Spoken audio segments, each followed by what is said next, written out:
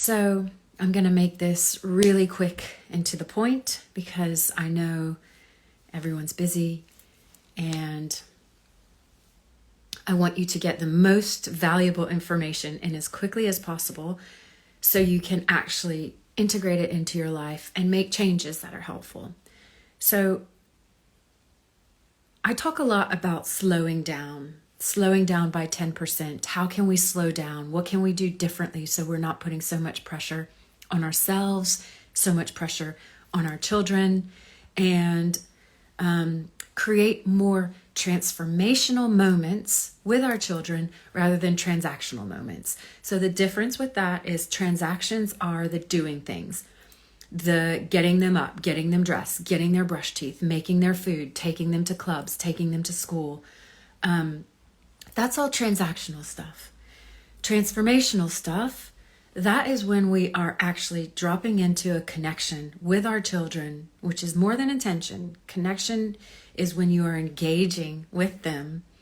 You drop into flow, you're at ease, you feel peace, you're making eye contact. It's slow. This is connection. And when we slow down, we're able to bring more of these transformational moments into our lives and our children's lives. And that, not only does that strengthen the trust, strengthen the relationship, but it also can help change behavior in children. And ultimately, if we want our children's behavior to change, we don't do that through control. We don't do that through coercion. We do that through connection. And in order to connect, we have to slow down. So there are two ways that we can actually slow down. And the way that I'm going to talk about today is doing nothing but slowing down your mind. Because sometimes we can't not do the task that's on our to-do list. Sometimes we can't not go to that meeting that we have to go to. Sometimes we have to carry on doing the doing things. And while we're doing the doing things, we can slow down our mind. So what does that mean? Well, the mind is whatever you're paying attention to. Whatever you're focused on, that's where your mind is. The body's here. The body's always present. The mind travels. The mind travels to the past. It travels to the future. It travels to other planets. It travels to other destinations. It travels to things that are meaningless to us. And sometimes we don't even know how we've journeyed there. It's always busy. Its job is to do. And sometimes it does too much. So we can actively slow the mind down so we can slow ourselves down and come into a more grounded, centered place so we can create connection with our children and create those transformational moments with our children, which ultimately will change behavior in our children. So, hey everyone, thank you for being here. So when we slow the mind down, the best way to do that is to notice that you're on a journey, to notice that you're thinking and thinking and thinking about random stuff that's probably quite meaningless and unhelpful. The best way to slow the mind down is to be present in the moment with what you're doing at that time. And that's really hard because the mind's going to want to take you places. So what you can do is find an anchor for your attention. Because remember, the mind, it's whatever you're focusing on, whatever you're paying attention to. So if you're paying attention to the dirty laundry that you have to take care of at some point in the day, then that's going to create a stress response, and that's going to make you feel busy, and that's going to make you feel activated. But if you know you have to do that, and then you put the mind on the present moment with whatever you're doing it right now, by focusing on your breath, by focusing on chopping the vegetables, by focusing on folding the clothes, by focusing on getting your child dressed and nothing else, then that helps you go 10% slower, 10% more slowly.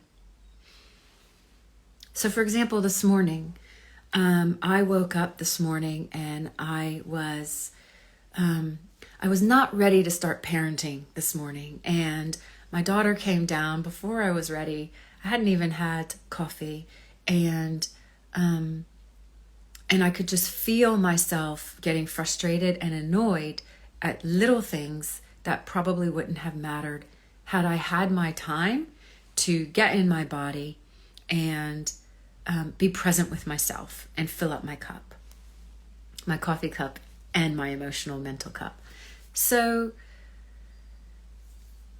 what I did when I noticed I was activated and triggered by little things that they were doing was I took myself away to pack their lunches for their club today.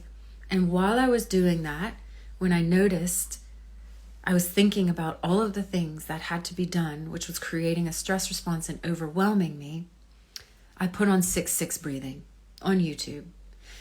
And while I was packing the lunches and unloading the dishwasher, I slowed my mind down. I started to go 10% more slowly. Hi, Tahira. Oh. So I was breathing 6 in, 6 out for probably about 10 minutes.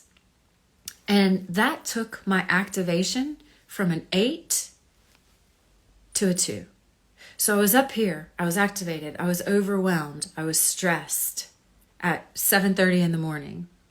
And by 8 o'clock that morning, I'd gone from an 8 to a 2 because I chose to carry on with my activities, but to slow my mind down by putting it on something in the present, in my body, rather than allowing it to take me to the future to think about all of the overwhelming things that I had to do today. So that is part 1 of how to slow down. How to slow down is we choose to be present, we choose to be in our body, we choose to do breathing, we choose to be mindful, and we slow the mind down while we're still doing the activity. You could do this while you're driving. You could do this while you're getting your child dressed.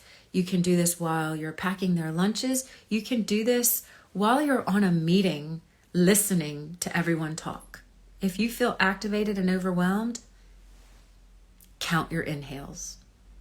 Okay, I have someone hopefully that's going to join me tomorrow for other ways that we can slow down by choice, by choosing different activities that help us to feel more present, more mindful, less activated, and less overwhelmed. Thanks to everyone who joined me here today. It was so good to see you all, and I'll see you again soon. Bye, everyone.